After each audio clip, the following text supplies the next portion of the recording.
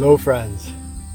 This one is by request. Somebody asked about bullying and how you, not necessarily dealing with bullying that's going on right at the moment, but how one deals with the after effects of having been bullied in your life. And as usual, I have kind of a radical approach to this, and I will also touch at the end of this video on how to deal with bullying that's going on right at the moment. I was all through basically elementary school, junior high, up to 7th, 8th, 9th, 10th grade. I was super skinny, I had bright red hair. So, I kind of got my share of bullying.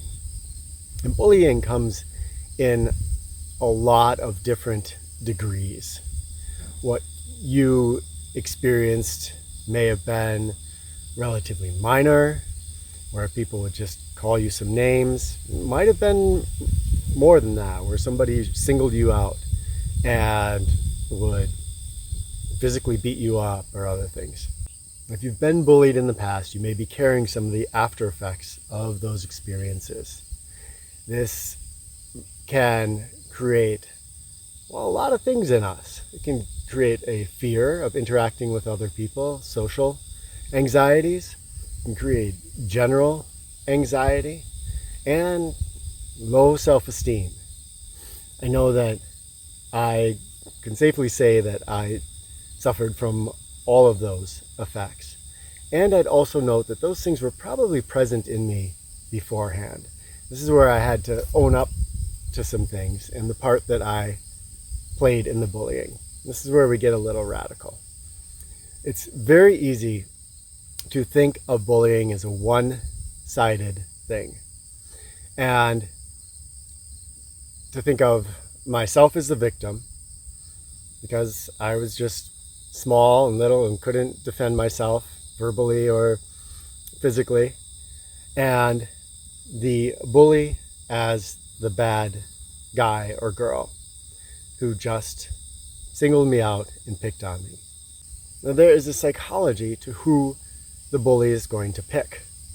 And back when I used to teach women's self-defense, there were some really interesting studies where people would go into prisons and they'd talk to reformed criminals who had singled people out for violent or sexual crimes. And they were usually looking for a certain kind of person. They want somebody who's going to submit and not give up a really big fight. So if I'm going to be a violent criminal, I'm going to single somebody out on the street. I don't want someone who's going to scream, who's going to pull out a knife and stab me or pull out their sidearm and shoot me. I want somebody who is going to submit to my aggression. And bullies, it's much the same way. So that bully is looking for somebody who is going to back down and accept their bullying. And I know that I did that in many ways. I wasn't the person who would stand up. And once I've established myself in that way, the few times I tried to stand up to somebody, I would just be laughed at and my self-esteem would sink even lower. Now this carries on into adulthood, so that we really start to think of ourselves as someone who can't stand up to the world. And that bully turns into other authority figures in my life, and tragically sometimes turns into me seeking out a life partner who is aggressive, who has that bullying nature. Not seeking out, that was the wrong thing to say, but actually being open to someone like that in my life. And because those bully personalities are looking for the submissive personalities, you'll often see them joined up. And that is at the root of a fair amount of the domestic violence that we have all over the world. This is where it's vital that if we've been bullied in the past, we look and we say, how can we deal with what happened in the past, shift it and change it so that I am no longer accepting that into my life anymore. I am no longer taking on the role of a victim. This is not to say that there are not one-sided things. There are predators who will take advantage even of a fairly strong individual. And so this is not always one-sided. But I know for me, I had to see that I played a part in this through being submissive. Now, where we start to see how this whole thing unfolds and actually works is that here I am in the present moment. Let's say I'm an adult, I'm living a fairly normal life, but I'm carrying elements of that bullying into my life right now. It's no longer happening. This is in an example of I have not gotten into another relationship where bullying is present, but I'm just carrying that from the past. So that's not actually happening anywhere except in my mind. In my mind, as we know, our minds will run stories, and when they run those stories, our mind is incapable of really telling the truth from the fiction of our stories. In other words, if we imagine something, it's essentially as if it's real. And if I'm replaying those stories at any level, either on a very subtle level or I'm actually thinking about them consciously and dreaming about them, I might even be having the physiological reactions inside of my body, the stress response, and I feel it. And that is where that past bullying becomes a present reality for me, not because I'm still being bullied, but because I'm carrying it in my mind. And now we're left with, how do I not carry it anymore? We have to look deeper into our minds and see, what is the story? What are the elements of that story? And the elements of that story, usually, for most of us, are that I was an innocent victim, and that bully was an evil person who was doing terrible things to me. And that story playing out, that keeps it going. I have to have those elements. And that's why in the beginning, it's very important that I had to see that I played a part in it. Because when I realize that I play a part in it, it starts to weaken this side. The idea of me as a passive victim. And I start to redo that in my mind and say, okay, that's a hard pill for me to swallow, that I played a part in being a victim. But now that I see that, I realize that I can moderate, I can shift my behavior to not be in that victim mentality anymore. This will begin the transformation of me not getting into new bullying situations. And if I'm just carrying the bullying in my mind, then it will start to undo the very foundation of it, the basis of it, which is these memories that are based on the victim and the perpetrator mentality. Now I have to undo the perpetrator mentality. And this can be the toughest one, and this is where the real magic happens. Now in my work, I've been able to work with a lot of people, some of whom have said, hey, I was that bully. And here's where it was coming from. Again, I'm not talking about that rare instance where a predator has severe mental illness and is just going to be hurting people out of the sheer pleasure of it. I'm talking about the places where people have learned that bullying behavior. That bullying behavior doesn't emerge out of nowhere. It comes, here's the big part, out of a deep insecurity. Imagine yourself in the mind of a bully. What does that feel like? To look around you, to be seeking out people that you perceive as weaker than you, and then to be attacking them. What kind of a mind set do you have to have in order to do that? And if you imagine yourself doing that, it doesn't feel very good inside. When you attack someone weaker than you, and we see this in parental child roles, We see it all over the place. And it's very sad to witness it happening. But we see people that are in immensely stronger positions attacking people that are so much weaker than their position. And again, think about that. Put yourself in that role.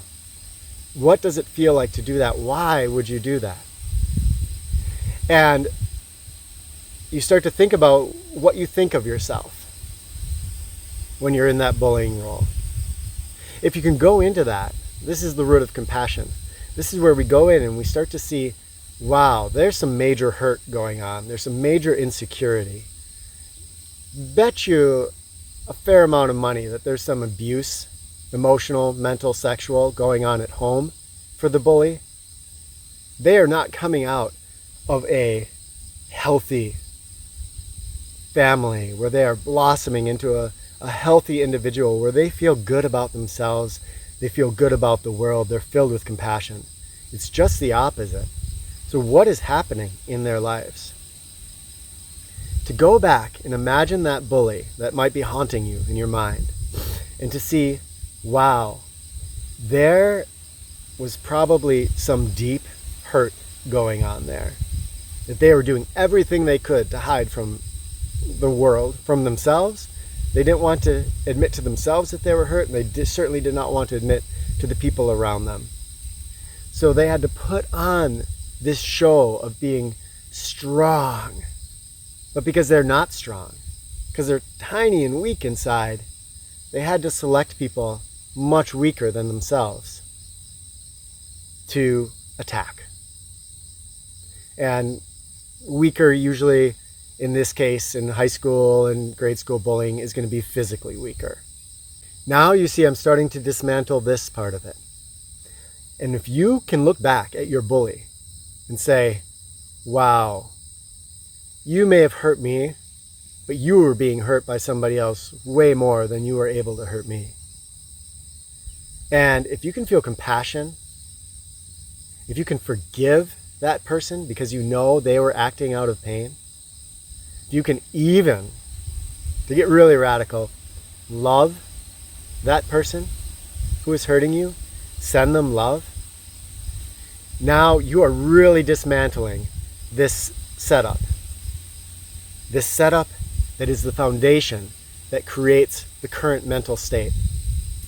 Because now, when my mind comes up with the bullying thought, instead of coming up with, oh my gosh, it was terrible at this, and here I was just being attacked.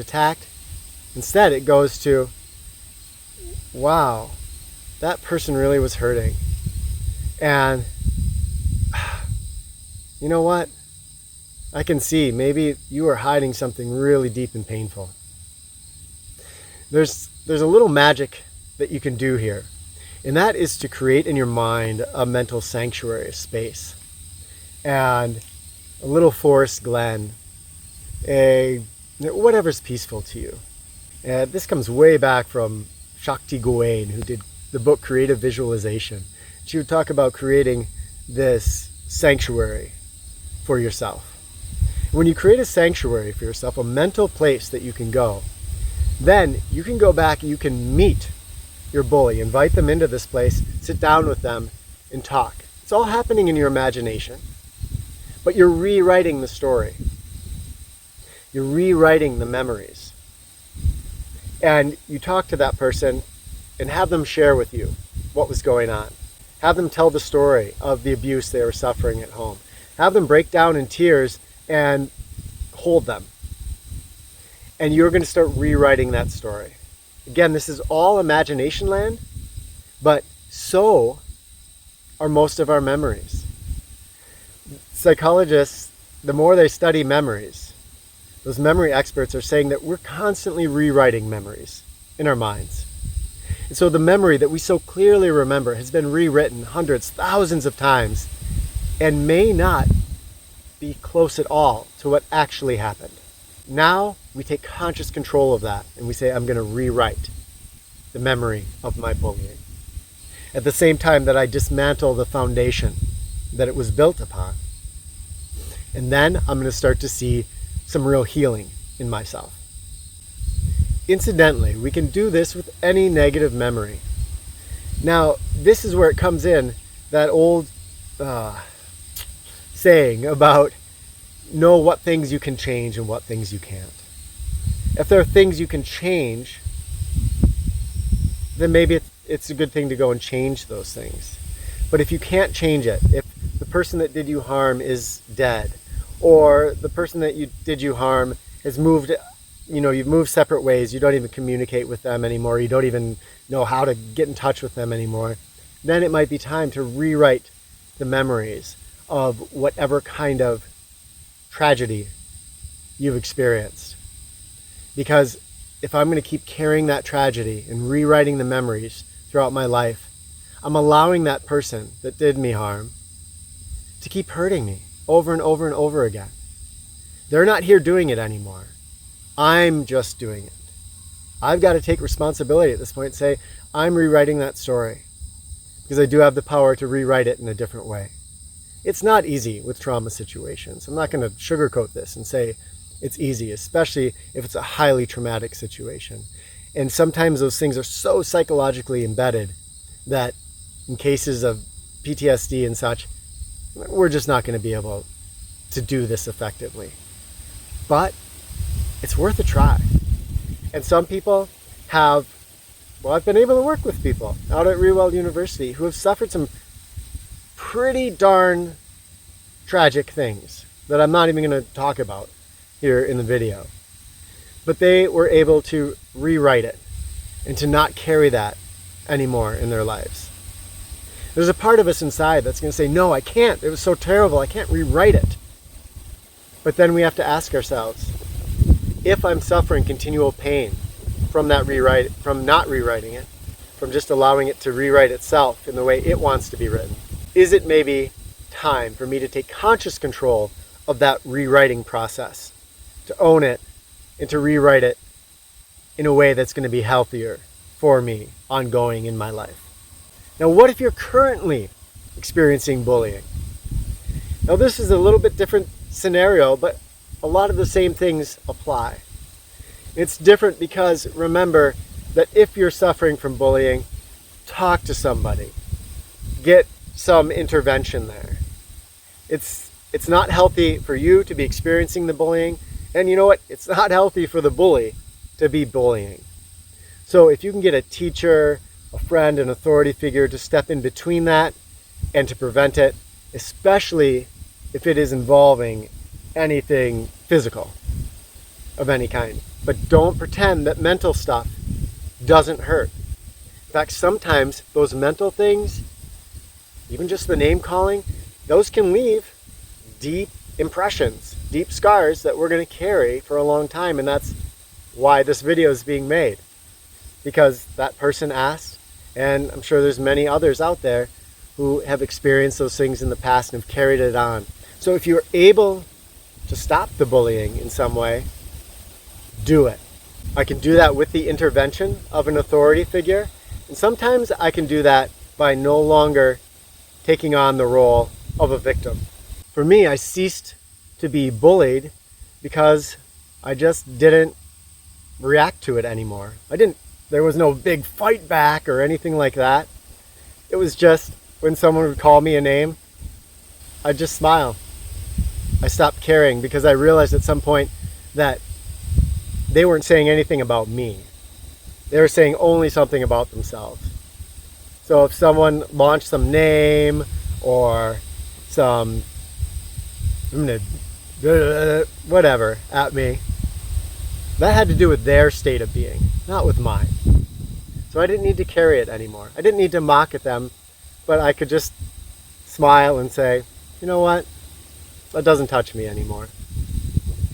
What happens, the psychology of this, is if somebody has been performing an action that's getting a result, so in this case the bully is bullying you and they're getting results, then you stop responding, the bullying is going to increase. So be ready for that. It's going to go up because they're going to think, oh, I'm not bullying hard enough. So it's going to go up. And then they're probably going to step away and look for somebody else because they're just not getting what they're looking for out of you anymore. So sometimes you can do that. That is not applicable in the cases of physical bullying of any kind. Again, just go to somebody. Now I'll step in here and say that I also realize that sometimes we go to somebody and that doesn't do any good either. Because those authority figures, they're not always going to side with you. So if you're being bullied, you've tried to go to an authority figure, you've tried to not be a victim anymore, that's where, if there's some way you can step out of that situation, switch schools, whatever it is, but if that's not possible, the last thing you can attempt to do is to love that bully. Wow, I know, that sounds crazy, but realize that they are feeling there's something going on in their life. And if you get brave enough, you might even say, hey, you know what? I know you really like picking on me and hurting me, but I know something's going on in your life that's really hurting you, and you probably don't have any friends or anybody you can talk to about it. And if you want to sit down sometime with me, I'll listen. I'll just listen. I won't judge you. I'll just listen and be there. And who knows? Maybe this could turn from a bully victim thing into a friendship. And that might sound pie in the sky, crazy, super idealistic, but it can happen. It really can. Because the people that are bullying, they are hurting, and pretty much guaranteed they do not have anybody that they can go to talk about their hurt. You're probably going to get, the first time you try something like that, you're probably going to get somebody spitting in your face, so to speak, because there's going to be a lot of resistance. Remember, a bully does not want to admit that they're hurting. But if you just keep at that, sometimes you can break through. So remember, with bullying in general, there's going to be a structure that's set up. There's a person that is really hurting for some reason, and they are attacking others so that they don't have to look at their hurt. And they're going to find people that are good victims. So to dismantle this whole structure, you can break it up by getting an authority figure between you and the bully. If you have to do it on your own, then you can unravel that victim mentality inside of yourself. You can dismantle your image of the bully as a bad, evil person. And in those ways, especially if you're brave enough and courageous enough to start some communication, sometimes you can bridge a gap and you can work a minor miracle just by breaking down those roles, stepping out of them, and doing something that doesn't fit into the dynamic. We humans get into cycles, patterns of behavior. And those patterns, they follow pretty narrow paths. As soon as we push something out of that path, then things can change. And if we are there to guide that movement with wisdom, we can make sure they change for the better. I know this isn't an easy subject, and it's much easier for us. Our little me mind wants to just say bullies are horrible, terrible people, and all of them should be just shut away. And that all the people that are being hurt are completely innocent victims. That's the easy way to go. And unfortunately, that just keeps the cycle going. It's the narrow thinking that keeps us in that rut. And it's going to take the courage to say, okay, I'm not at fault. As the victim, I'm not at fault, but I am playing a role. There's a reason that this person selected me and not that person over there. And I might think to myself, well, those reasons are ones I can't control. It's because my arms are so stick thin, and because I have this bright red hair that I just despise, and that's not going to do it. Say, look, it's that when he looks over, my eyes cast down and I look away. It's that when he calls a name, he can see that it hurts me and it closes me in. Sometimes just changing my body language, the way I hold myself, using eye contact, and having the courage to speak to someone and say, like, see through the veil. And say to them, look, man, I know you're just lashing out at all the people around you, but I know there's something else inside of you. And that can work real change. So share in the comments if you've had experiences with bullying, how you dealt with it. And there's other effective ways, I'm sure. So how did you deal with it in your life? It might be different from mine. And if you've been carrying bullying along with you, A, are there ways you've found to reduce the hurt that you're carrying? And B, if you try the things in this video, how does it work for you? And if you were someone who bullied others, would love it if you would chime in the comments and tell us where that bullying came from. That might be most helpful of all to show people that bullying isn't just a random phenomena, but that it emerges out of people that are facing their own demons. All right, my friends, thank you for listening. Thank you for watching. And I cannot wait to hear what you have to say in the comments. Love to you.